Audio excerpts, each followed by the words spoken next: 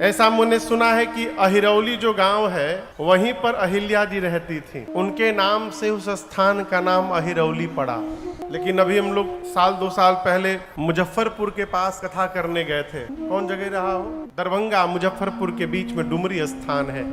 तो वहां एक संत आए, बताए महाराज अहिल्या जी का स्थान यहीं बगल में था। अब वो बोले तो मैं चुपचाप सुन लिया। देखिए, किसी भी महापुरुष की बात को आप गलत नहीं कह सकते। हो सकता है किसी कल्प के अवतार में यहाँ पर रहा होगा और किसी कल्प के अवतार में वहां पर रहा होगा। कल्प के भेद से इसको स्वीकार किया जा सकता है। इना के खसरा खतौनी लेके बैठ जाए, दिखाइए मैं कहाँ लिखल बा, यही जाबा। लेकिन आप के घर में कथा हो रही, इसलिए आप ये मानिए कि आप ही के बगल में अहिल्या जी रहती थी, अहिरौली में गंगा जी के किनारे। राम जी चलते चलते जैसे उस स्थान पर पहुंचे, अचानक श्री रघुनाथ जी खड़े हो गए, रुक गए। श्री विश्वामित्र जी पूछे, राम जी क्या हुआ? राम जी बोले, गुरुदेव इस स्थान की ऊर्जा बता रही है कि इस स्थान पर पहले किसी मुनि का आश्रम रहा होगा, परंतु जिस प्रकार की ऊर्जा है उस प्रकार का दृश्य नहीं दिखाई दे रहा है। यहाँ न कोई पुरुष है, न कोई नारी है, न कोई पशु है, न कोई पक्षी है। और गुरुदेव इस स्थान पर जितने वृक्ष लगे हुए हैं, एक भी वृक्ष में न पुष्प है, न फल है, न पत्ते हैं। सुनसान है, दशा बिगड़ी हुई है। इसका कारण क्या है? और ये आश्रम के बीच में, इस स्थान के मध्य में ये शिला कैसी रखी हुई है गुरुदेव, ये क्या है? विश्वामित्र जी बोले, राम इस मार्ग से मैं भी कई बार आया गया हूं। नित्य सैकड़ों लोग इस रास्ते से आते हैं, जाते हैं, लेकिन कोई भी इस शिला की ओर देखता भी नहीं है। आप पहली बार आज आए हैं, अब पहली बार ही आपकी दृष्टि उधर चली गई और आप पूछने लगी ये शिला कैसी है? राम जी बोले, गुरुदेव यही तो मेरा स्वभाव है, जिसकी ओर कोई नहीं देखता है उसकी ओर मैं देखा करता हूं, इसी कारण मेरी दृष्टि उधर चली गई। ये शिला कैसी है गुरुजी? तब गुरुदेव ने कहा, क्या कहा? सकल कथा मुनि कहा विशेषी। क्या कहा? सकल कथा, जितनी कथा थी श्री विश्वामित्र जी सुना गए। कौन सी कथा? तो कहने वाले विश्वामित्र जी जाने और सुनने वाले राम जी जाने। गोस्वामी श्री तुलसीदास जी महाराज ने इस कथा को कि किस कारण अहिल्या जी को उनके पति गौतम ऋषि ने श्राप दिया, इस कथा को गोस्वामी जी छिपा गए, लिखे नहीं। अच्छा आप बताइए, आप में से किसको किसको ये कथा मालूम है? गौतम ऋषि ने क्यों अहिल्या जी को शाप दिया था, किसको किसको मालूम है? इतने लोगों को पता है, तो क्या गोस्वामी जी को नहीं पता था? गोस्वामी जी चाहते तो एक अर्धाली में इस कथा को लिख सकते थे, लेकिन दर्शन करिएगा, जीवन में किसी के भी विषय में उतना ही बोलना चाहिए जिससे उसके चरित्र पर कोई दाग न दिखाई देने लगे।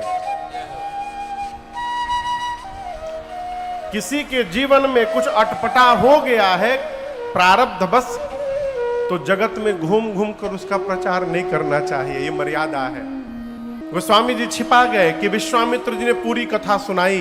कहा, राम ये जो शिला देख रहे हैं आप, ये गौतम नारी शाप बस उपल देह धरे धीर,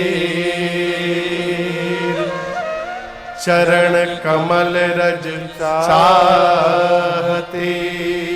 अब कृपा करहु रघुबीर। हे राघव जी, ये गौतम ऋषि की अर्धांगिनी अहल्या है। अहिल्या नहीं, अहल्या। हिल्या नहीं है, हल्या है, अहल्या।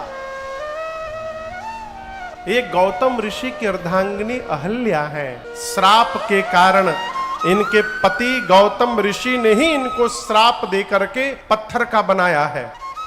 और राम, एक आपसे बात कहूं,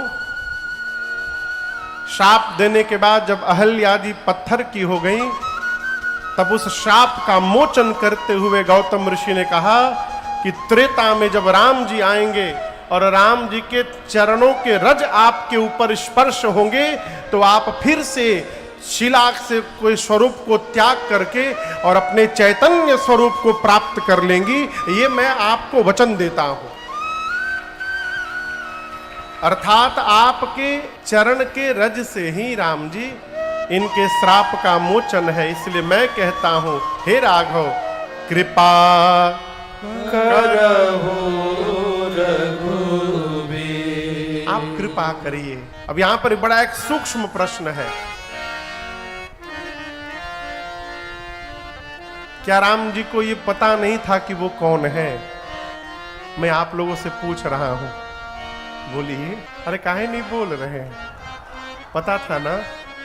क्या राम जी को ये पता नहीं था कि मेरे चरण रज से ही इनके शाप का मोचन बताया गया है? राम जी नहीं जानते थे? जानते थे। तो राम जी ने आकर सीधे चरण रज का स्पर्श क्यों नहीं करा दिया? ये प्रश्न है। लहरी बाबा, राम जी तो सब जानते हैं, प्रभु जानत सब बिनहि जनाए। यदि राम जी जानते हैं कि अहल्या है और युगों से मेरे चरण रज की प्रतीक्षा में यहां पर बैठी हैं, तो राम जी आते सीधे चरण रज का स्पर्श करा देते। क्यों नहीं कराया? क्यों नहीं कराया?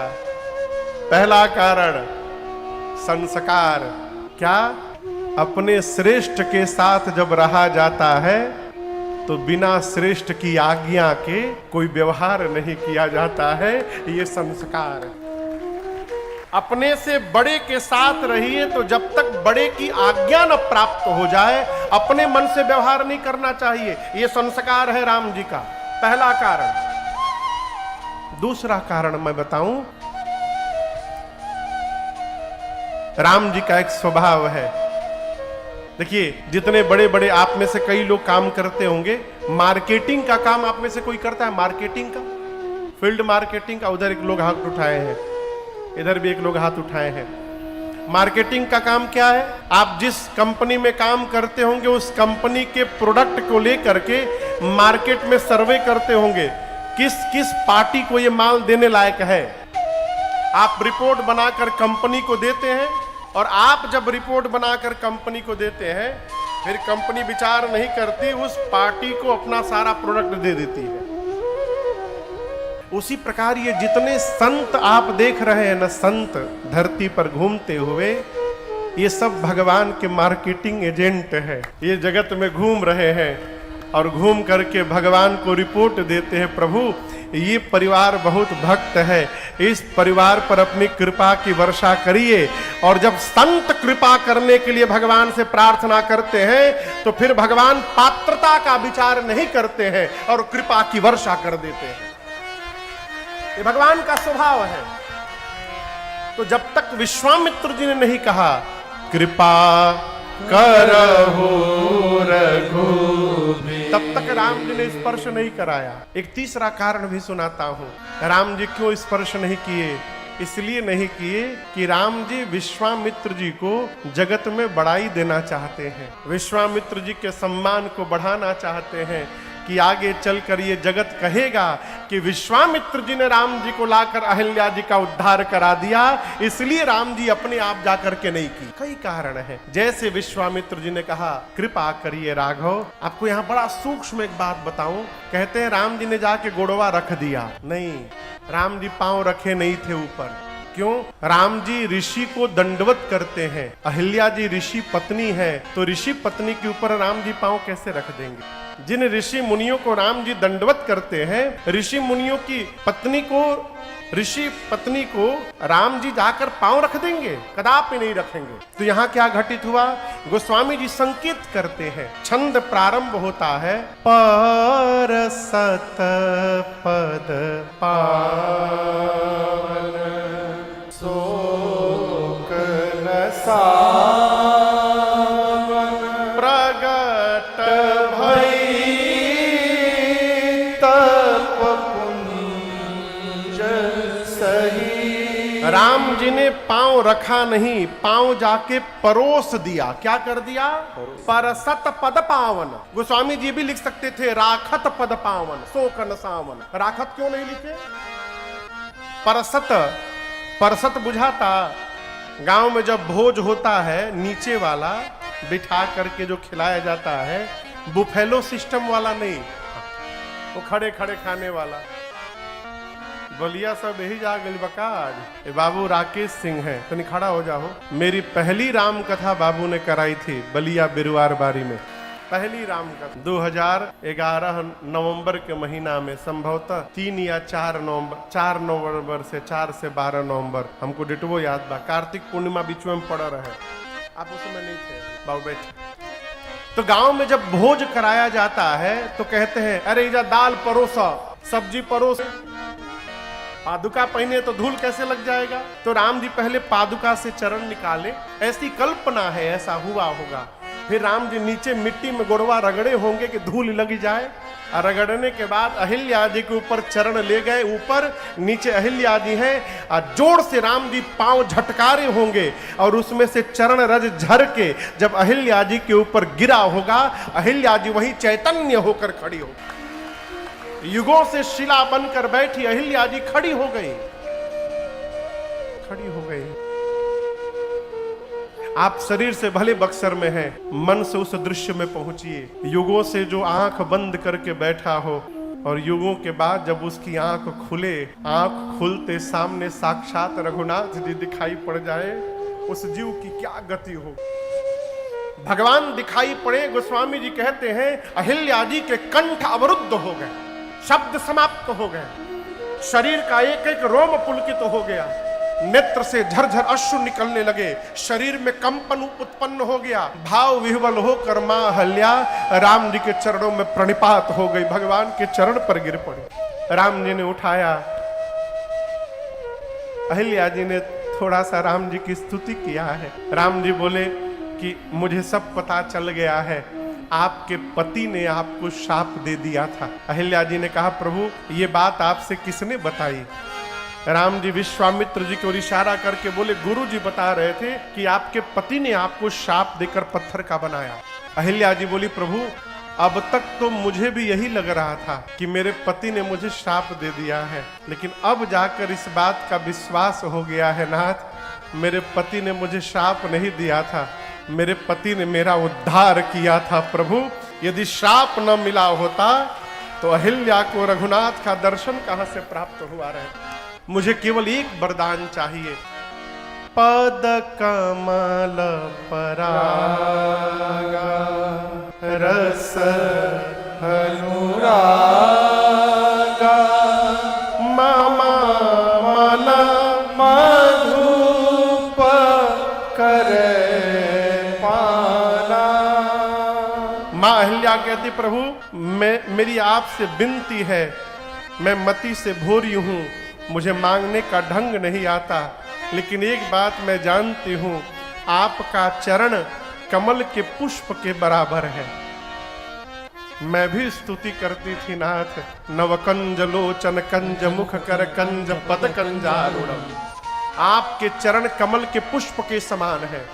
मेरी केवल एक प्रार्थना है प्रभु, यदि आपके चरण कमल के पुष्प हैं तो आप आज से अहिल्या के मन को भंवरा बना दीजिए। भंवरा जिस प्रकार भंवरा पुष्प पर मंडराता रहता है, मैं चाहती हूं आज के बाद मेरा मन दिन रात आपके चरण पर ही मंडराता रहे, इसके अलावा हमें आपसे और कुछ नहीं चाहिए प्रभु।